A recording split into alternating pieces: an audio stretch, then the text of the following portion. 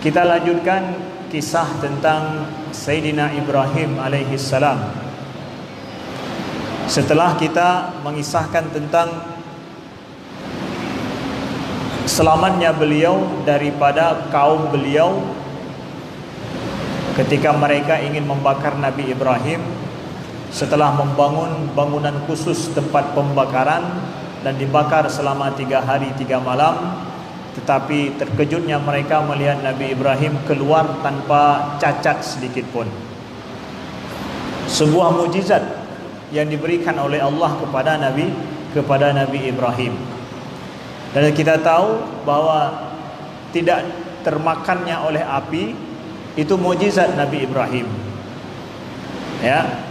Nah, kalau ada saat ini orang-orang yang mungkin lun hai tet dia puisi, hang kena ngapuisi, bisa tahan api juga. Itu tidak benar. Yang bisa tidak dimakan api hanyalah mukjizat Nabi. Kalau begitu mukjizat bisa dipelajari supaya saya tidak dimakan oleh api. Berarti kata lagi Nabi Ibrahim, mukjizat bisa diajarkan pada orang lain. Yang namanya mukjizat selamanya tidak akan pernah terjadi kecuali dengan keistimewaan diberikan oleh Allah dan hanya pada seorang nabi. Dan sesuatu yang sifatnya mukjizat tidak akan pernah mampu dilakukan oleh satu orang pun walau sampai hari kiamat. Ya, tidak akan. Nah, oleh sebab itu kalau ada mengatakan bahwa ada dia yang enggak dimakan sama bara api dan yang lain, itu tidaklah sama dengan yang terjadi dengan Nabi Ibrahim.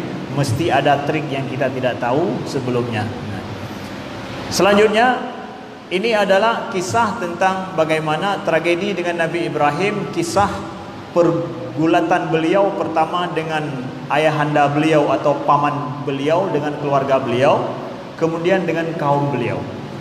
Setelah Nabi Ibrahim di kampung beliau ini atau di kota tempat beliau tinggal di daerah Irak itu, beliau kemudian mulai terkenal di seluruh negeri Babilonia. Jadi terkenal ada seorang anak muda yang dibakar hidup-hidup tetapi tidak meninggal. Terkenal sampai raja pada saat itu memanggil Ibrahim untuk menghadapnya, karena sudah jadi bahan omongan seluruh negeri. Sudah terkenal Nabi Ibrahim. Nah, makanya siapa yang mau terkenal, buatlah seperti itu. Yang aneh-aneh ya. Buat yang aneh-aneh biar terkenal, tapi jangan konyol. Terkenallah dengan berbuat amal kebaikan, silahkan. Terkenallah oleh gara-gara sesuatu manfaat besar yang kita berikan kepada orang lain, itu ada gunanya. Nah, raja yang bertugas ataupun raja yang berkuasa pada saat itu adalah Namrud. Raja Namrud pada saat itu di negeri Babilonia. Ya, terkenal dalam sejarah zaman dulu bahwa Irak itu adalah Babel, atau istilahnya Babilonia itu termasuk adalah peradaban yang sangat kuno dulu tapi sangat terkenal sekali. Nah, pada masa Nabi Ibrahim itu artinya bahwa ini masa peradaban tinggi. Hidup Nabi Ibrahim pada saat itu diutus pada saat manusia sedang berperadaban tinggi, jauh sebelum Cina. Nah, di sini kita lihat Nabi Ibrahim dipanggil oleh Namrud ke tempatnya. Dan dia mulai tahu bahwa Nabi Ibrahim ini mengajarkan ajaran baru yang tidak dikenal oleh bangsa beliau pada saat itu, oleh bangsa Namrud. Dan Namrud termasuk salah satu raja yang berkuasa dengan kekuasaan yang luas.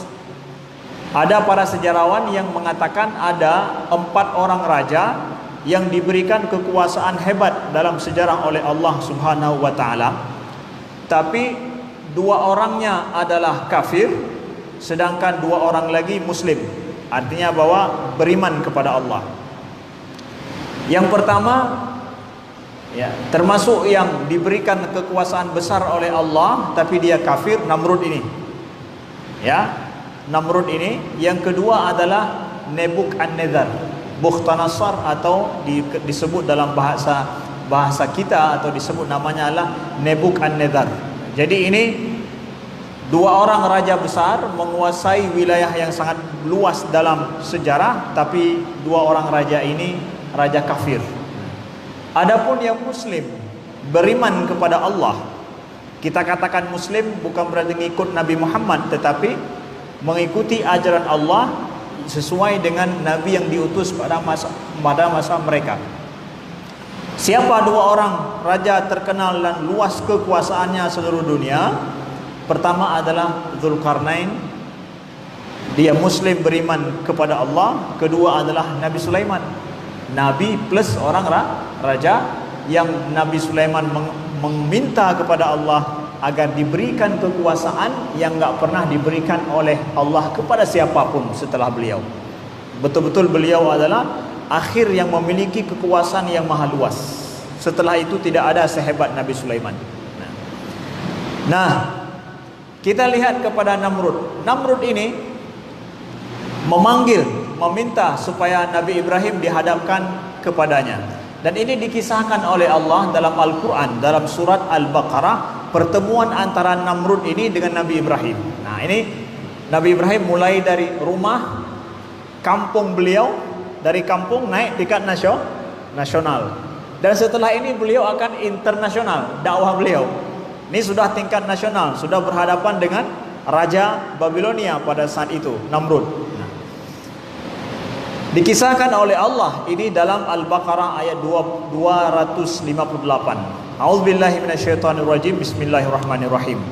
Alam tara ila alladhi hajja Ibrahim fi rabbih an ataahu Allahul mulk idh qala Ibrahim rabbiyalladhi yuhyi wa yumit qala ana uhyi wa umit.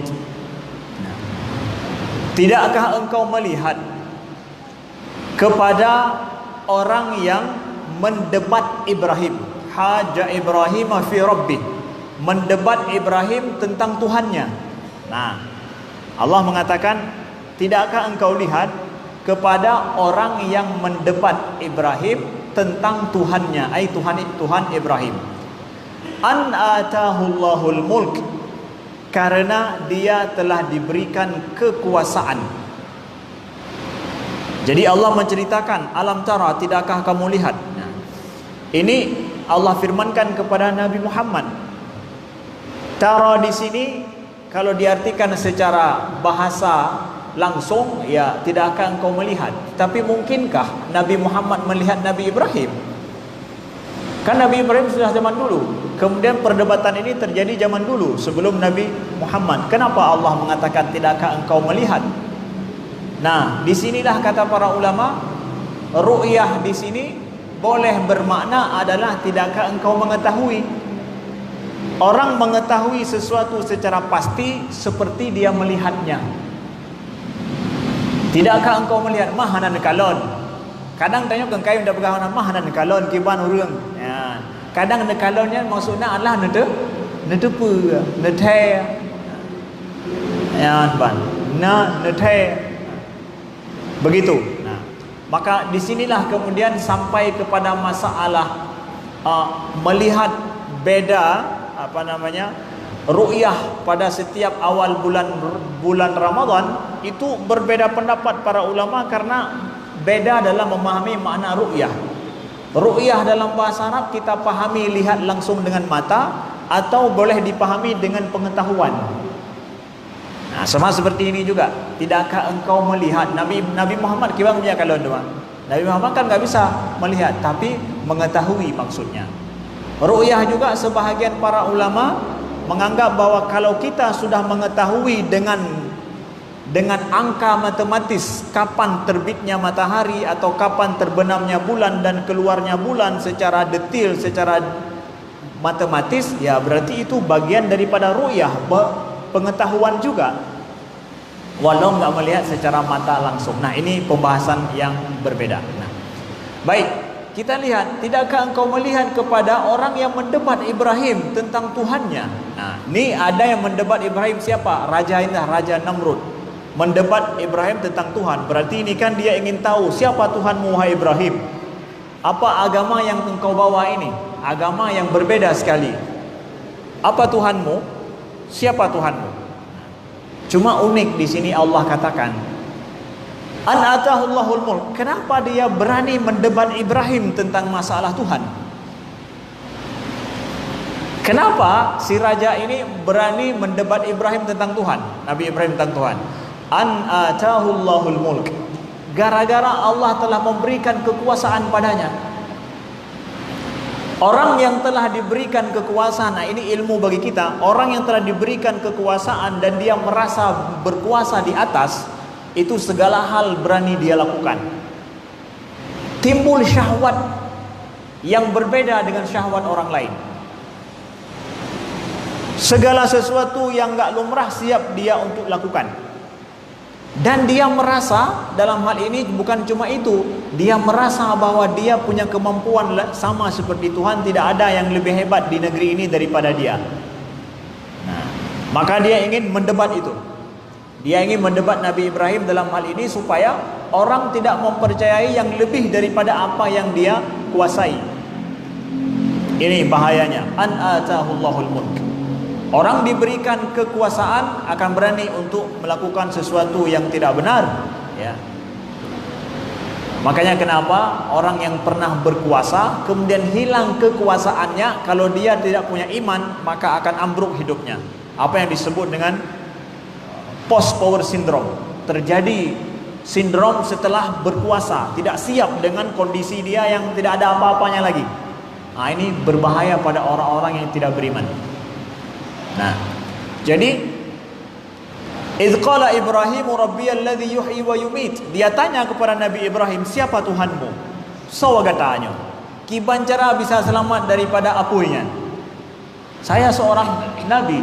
Nabi telah aku diutus oleh Tuhanku untuk mendakwahkan kepada umat manusia, kepada kalian. Nah, siapa Tuhanmu wahai Ibrahim? Apa jawab Nabi Ibrahim? Nabi Ibrahim tidak menjawab Tuhan yang di atas sana. Bukan. Apa juga diperkenalkan nih. Lihat bagaimana Nabi Ibrahim memperkenalkan Tuhan kepada siapa? Kepada raja yang paling berkuasa pada saat itu dan otoriter sekali. Dialah orang yang harus pertama sekali mengetahui betul siapa Tuhan. Bagaimana Nabi Ibrahim memperkenalkan Tuhan kepada orang kafir berkuasa hebat lagi pada saat itu, seorang raja besar? Bagaimana Nabi Ibrahim memperkenalkan? Qala rabbiyalladzi yuhyi wa yumit. Nabi Ibrahim mengatakan, rabbiyalladzi, Tuhanku yang menghidupkan dan mematikan. Yuhyi wa yumit. Tuhanku yang menghidupkan, Tuhanku yang mematikan. Jadi kalau ingin memperkenalkan Allah, memperkenalkan Allah kepada orang yang enggak kenal tentang Allah, begitu juga kepada anak-anak yang enggak kenal tentang Allah, bukan tunjukkan, bukan tanya di mana Allah, bukan. Tetapi apa juga, jangan pula kita ajarkan Tuhan itu di langit dan di sana sini, bukan. Tapi perkenalkan Allah itu sesuai dengan Quran dan Sunnah. Al-Quran bagaimana? Lihat Nabi Ibrahim bagaimana memperkenalkan Allah, Tuhan yang menghidupkan dan mematikan, Tuhan yang menurunkan hujan, Tuhan yang mengeluarkan biji-biji kemudian menjadi pohon, Tuhan yang menciptakan segala sesuatu. Perkenalkan Allah dengan ciptaannya, itu sesuai dengan Quran. Oh enggak Ustaz, dalam sunnah kan ada katanya Nabi Muhammad juga ditanya tentang di mana, Nabi pernah bertanya kepada di mana Allah, untuk mengetes salah seorang yang belum diketahui imannya benar atau tidak. Kalaulah benar riwayat itu yang dites oleh Nabi, kalaulah benar, itu hanya satu orang dalam sejarah. Tapi Nabi tidak pernah mengajarkan sahabat-sahabat yang besar-besar itu dengan di mana Tuhan. Kalau bisa dijawab di mana Tuhan, maka imannya baru benar. Tidak ada. Maka ingin ajarkan Allah kepada anak-anak kita sejak awal atau kepada siapapun tentang tauhid yang benar, pertama ajarkan adalah bukan dengan mempertanyakan di mana Allah, atau ingin menjawab di mana Allah, karena pertanyaan itu adalah pertanyaan tentang tempat, tidak cocok bagi Tuhan. Tetapi adalah tentang perkenalkan Allah dengan cara ini, perkenalkan dengan kekuasaan Allah. Begitu juga ketika Nabi Musa berhadapan dengan Fir'aun, "Fama rabbukuma ya Musa?" Apa itu Tuhan kamu wahai Musa? Ditanya oleh Fir'aun. Qala rabbuna alladhi a'ta kulla syai'in khalqahu thumma hada. Nabi Musa memperkenalkan Tuhan kepada Fir'aun bagaimana? Yaitu Rabbuna alladhi a'ta kulla syai'in khalqah. Tuhan kami adalah Tuhan yang mendesain segala sesuatu. Thumma hada. Kemudian dia berikan jalan petunjuk bagi segala sesuatu itu. Itu cara memperkenalkan Tuhan sesuai dengan Quran, sesuai dengan sunnah Nabi. Ini maaf banyak yang mengatakan ikut sunnah, ikut Al-Quran dengan benar, tapi cara memperkenalkan Tuhan dengan apa? Dengan cara menanyakan di mana Tuhan, di mana Allah. Bukan cara begitu. Nabi tidak, dalam Al-Quran tidak kita dapatkan nabi-nabi yang memperkenalkan Tuhan pertama sekali dengan cara demikian mengajarkan tauhid. Tidak ada. Lalu kemudian kita lihat raja ini menjawab apa? Qala ana uhyi wa umit. Aku juga bisa menghidupkan dan bisa mematikan. Nah, dari mana datang jawaban daripada Raja Namrud ini? Qala ana uhyi wa umit. Aku juga menghidupkan, aku juga mematikan. Dia ambil, dia ada orang yang di dalam penjara, disuruh keluarkan 2 orang, didemonstrasikan di depan Nabi Ibrahim. Aku juga bisa menghidupkan, aku juga bisa mematikan, kata Namrud ini. Nah lihat, kok berani dia menandingi Tuhan, merasakan dirinya sama dengan, seakan-akan sama dengan Tuhan, gara-gara punya kekuasaan. Lalu disuruh 2 orang yang sudah di penjara itu, suruh bawa keluar, yang satu bunuh. Dia bilang, dibunuh langsung, mati dia kan? Ya, yang satu lagi hidupkan, enggak dibunuh. Hidup dia. Aku bisa mematikan tuh, lihat sampai mati, dibunuh di depan dia, gara-gara dia suruh bunuh. Satu lagi dia ampuni, hidup dia. Kalau Tuhanmu menghidupkan dan mematikan wahai Ibrahim, aku juga bisa. Lihat, orang yang mempunyai kekuasaan, logikanya sudah tidak berjalan lancar lagi karena sudah terpedaya oleh kekuasaan yang dia miliki. Menghidupkan dan mematikan itu mutlak hanya milik Allah. Tidak ada satu makhluk pun bisa menghidupkan dan mematikan. Lalu apakah benar? Kalau kita lihat contoh tadi, Namrud mengatakan bahwa satu disuruh bunuh di situ, satu lagi diampuni supaya hidup. Kan hidupnya gara-gara dia, mati juga gara-gara dia. Berarti dia bisa menghidupkan dan bisa mematikan. Apakah betul? Kita katakan salah. Karena menghidupkan dan mematikan mutlak hanya milik Allah. Oleh sebab itu Nabi Ibrahim memperkenalkan Allah dengan sesuatu yang tidak dimiliki oleh satu makhluk pun, yaitu menghidupkan dan mematikan. Disinilah untuk memahami kesalahan Namrud ini, kita pahami beda antara mematikan dengan membunuh. Beda tidak antara membunuh dengan mematikan? Hai menyakat tepoh, mati. Beda. Kita dapatkan dalam Al-Quran Allah berfirman, wala in muttum au qutiltum la ilallahi tuhsyarun. Apabila kalian muttum, apabila kalian mati, au qutiltum, atau kalian dibunuh, la ilallahi tuhsyarun, maka kepada Allah kalian akan dibangkitkan. Allah firmankan, kalau kalian mati atau kalian dibunuh. Beda enggak antara mati dengan dibunuh? Beda berarti. Di mana letak bedanya? Kalau mati itu adalah didahului oleh hancurnya segala sesuatu penyebab daripada kehidupan. Dan itu, kehancuran itu Allah berikan kuasa, ya, ikhtiar pada manusia.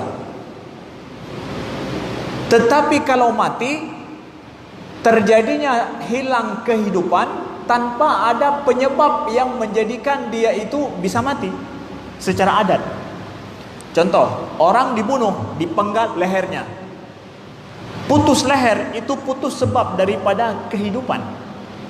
Setelah hancurnya tubuh, baru mati itu datang. Itu namanya membunuh. Maka orang bisa membunuh dirinya, bukan cuma orang lain, siapapun bisa bunuh diri.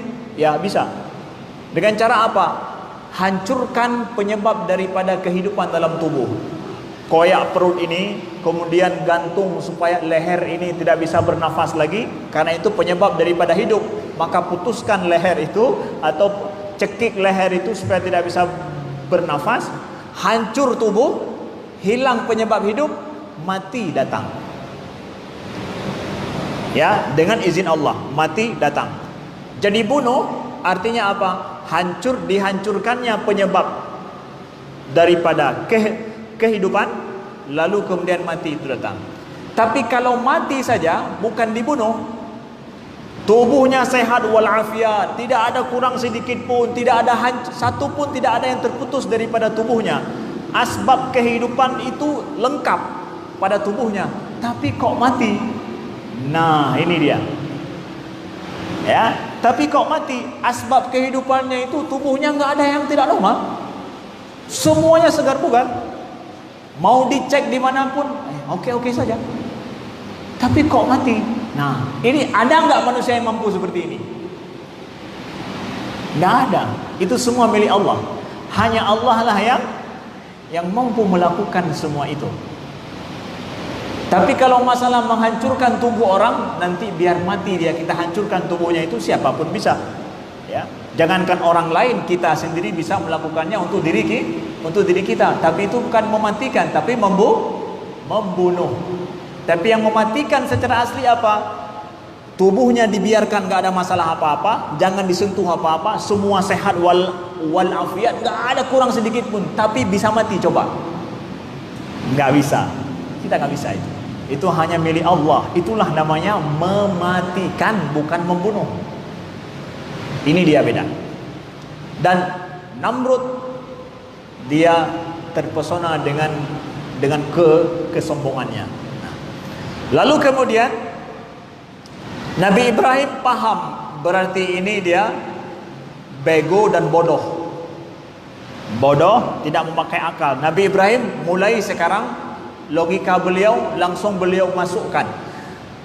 Kemudian Nabi Ibrahim berhujah lagi, qala Ibrahimu fa innallaha ya'ti bisyamsi minal masyriq fa'ti biha minal maghrib. Oke, kalau kamu menganggap kamu bisa menghidupkan dan mematikan juga walaupun dengan adegan yang konyol itu, lalu Nabi Ibrahim mengatakan, Tuhanku mendatangkan matahari itu dari timur di waktu pagi dan tenggelam di waktu barat. Sekarang coba kamu yang putar, keluarkan dari barat, ya, kemudian tenggelam di timur. Coba. Atau menopo yang ngebegah Nabi Ibrahim belum biji kucing. Aku pun bisa. Sekarang coba. Tuhanku mengeluarkan matahari dari timur dan tenggelam di barat. Sekarang kamu coba. Fabuhital ladzi kafar. Terdiamlah orang kafir itu. Nampak begah mekap.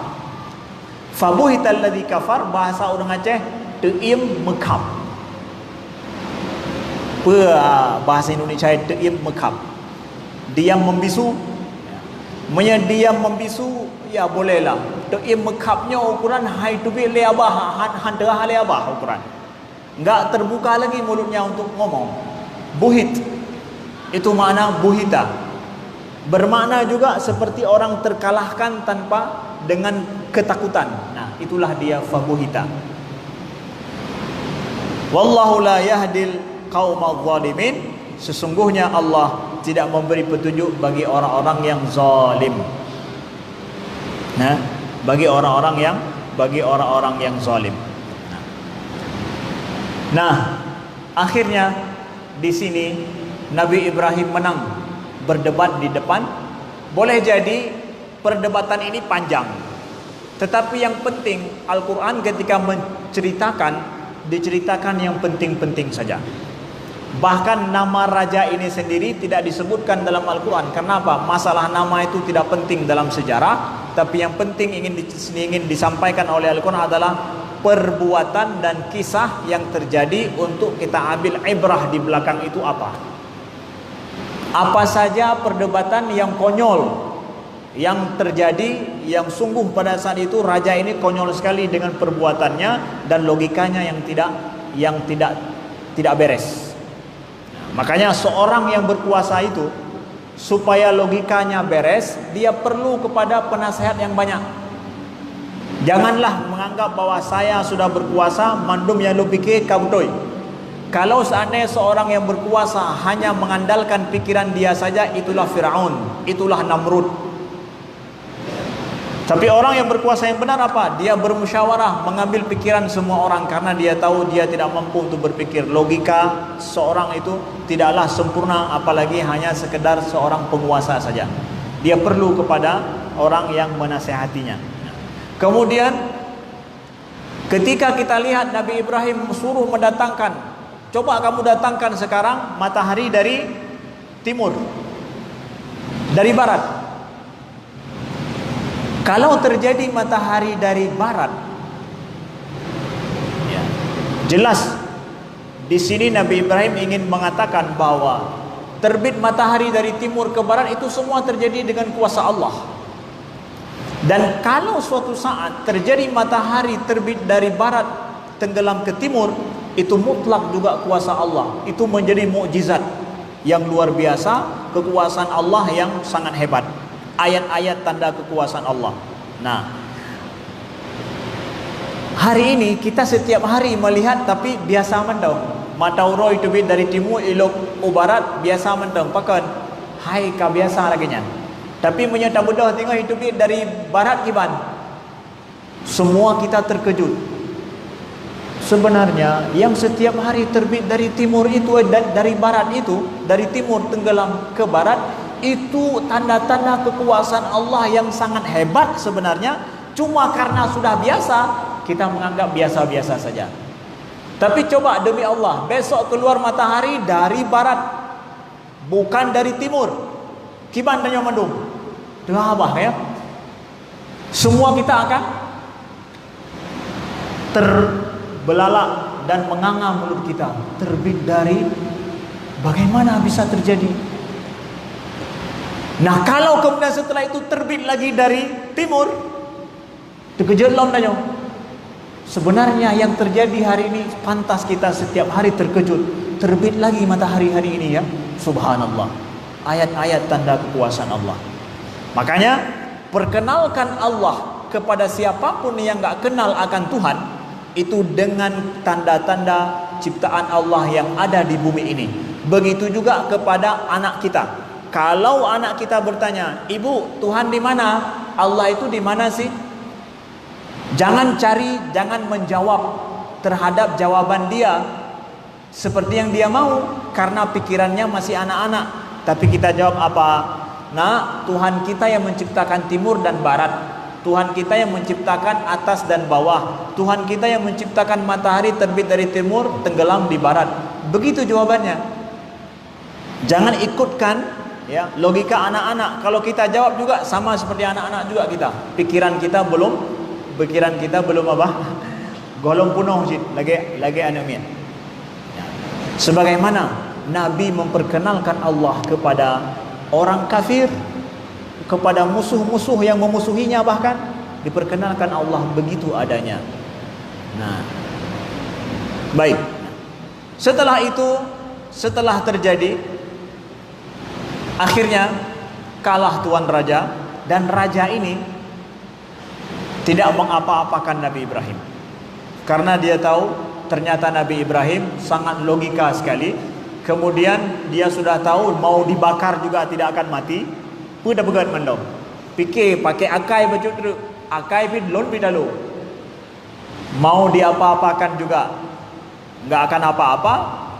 Berdebat secara logika juga dia kalah. Akhirnya ya, Nabi Ibrahim selanjutnya adalah beliau diusir dari negeri itu. Berangkat beliau pergi ke negeri lain, ke negeri Syam.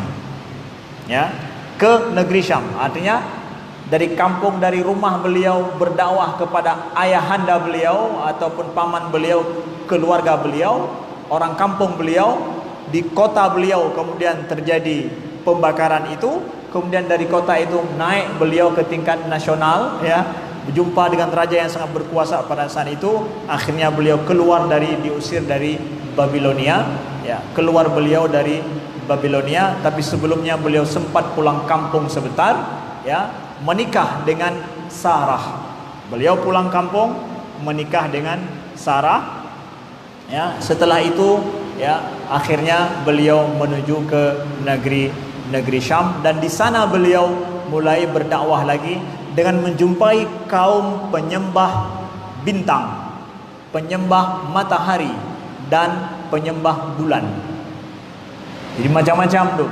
Jadi di tempat beliau penyembah patung-patung berhala, kemudian di negeri Syam di sana beliau menjumpai kaum yang menyembah benda-benda langit. Nah, bagaimana beliau mendakwahkan kaum penyembah benda langit ini?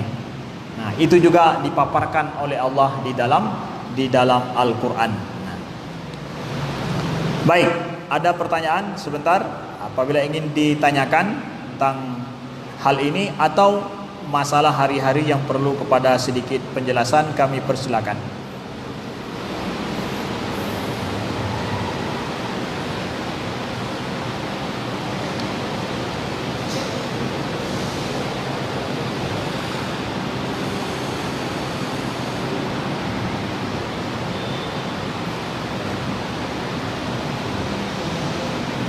Ada? Gak ada? Baik. Baik, apabila tidak ada yang ingin bertanya, saya lanjutkan sedikit lagi, 4 menit lagi. Nah, pelajaran yang ingin kita ambil daripada subat Nabi Ibrahim ataupun kekokohan Nabi Ibrahim dalam beliau berdakwah. Di negeri beliau itu, yang mengikuti beliau sebelum beliau keluar itu hanya beberapa orang saja. Bahkan ada yang dikatakan entah cuma 2 orang atau 3 orang yang mengikuti beliau. Padahal sudah mereka lihat bagaimana terjadinya mukjizat yang sangat besar dengan Nabi Ibrahim. Sampai beliau menikah, istri beliau Siti Sarah itu yang beriman ya, sungguh sangat sedikit sekali. Sampai Nabi Ibrahim keluar daripada negeri itu. Artinya tidak ada kebaikan ya yang bisa diharapkan dari negeri itu, beliau berdakwah ke negeri yang lain. Nah, di sini kita belajar kokohnya Nabi Ibrahim ya, dalam beliau mendakwahkan dengan berbagai macam cobaan yang diberikan oleh Allah kepada beliau yang beliau hadapi. Nah, ada satu perkataan daripada Syekh Sya'rawi, salah seorang ulama tafsir terkenal dari Mesir. Beliau meninggal akhir abad 20 yang lalu. Beliau pernah mengatakan bahwa seseorang yang kuat pendiriannya dalam taat kepada Allah, maka dia akan mendapatkan ketenangan dan akan mendapatkan kenikmatan daripada iman. Hanya orang-orang yang kokoh pendirian pada prinsip imannya, dia akan mendapatkan ketenangan dan kekuatan dari dalam dan rasa halawatul iman, nikmatnya iman.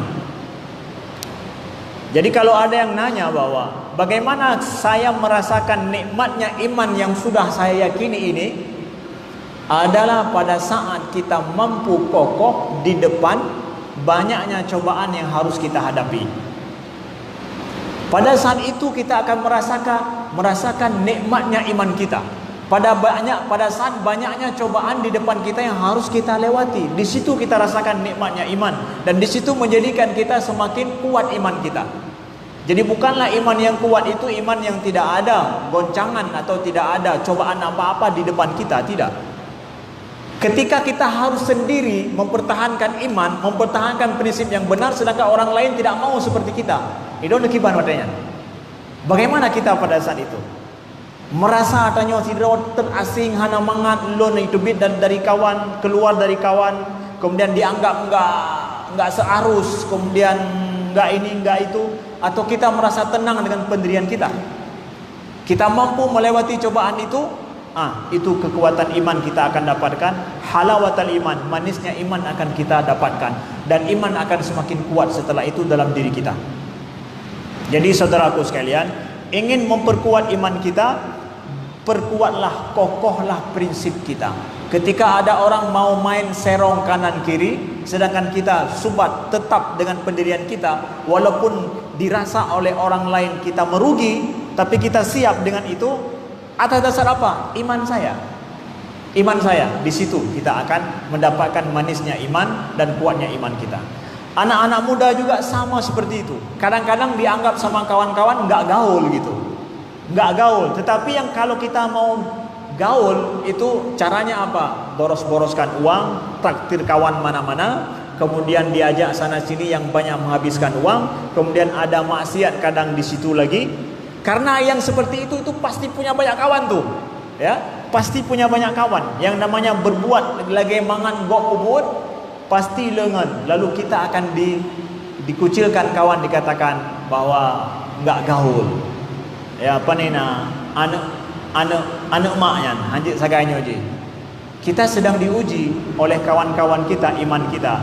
Ketika mereka melihat kita kuat, tenang saja dengan kondisi seperti itu, mereka yang kalah, kita yang menang. Karena apa? Tidak ada saya merasa merugi dengan kondisi saya seperti ini selama saya berprinsip ini adalah merupakan hal yang benar yang saya lakukan demi Allah. Di situ kita akan dihargai oleh siapapun kalau kita pintar dalam hidup, memegang prinsip yang benar dalam hidup kita. Nabi Ibrahim telah mengajarkan kepada kita berpegang pada prinsip kehidupan yang benar, berpegang pada iman yang kokoh. InsyaAllah, walaupun tidak ramai orang yang ngikut kita, ingat setelah itu Allah akan gantikan, akan ramai yang akan ikut kita walaupun setelah kita mati. Enggak banyak yang beriman pada Nabi Ibrahim, tapi lihat siapa Nabi Ibrahim. Keturunan beliau semua adalah para nabi semuanya sampai hari ini. Nabi Muhammad. Ujungnya siapa yang menang? Baik kalian pada saat ganyan udah menteng. Allah bisa membalas usaha kita seperti itu, mungkin bukan hari ini, bukan tahun ini, mungkin di akhir hidup kita atau setelah kita mati. Karena kebaikan tidak akan pernah sirna. Mudah-mudahan bermanfaat. Subhanakallahumma wa bihamdika asyhadu an la ilaha illa anta astaghfiruka wa atubu ilaika. Wassalamualaikum warahmatullahi wabarakatuh.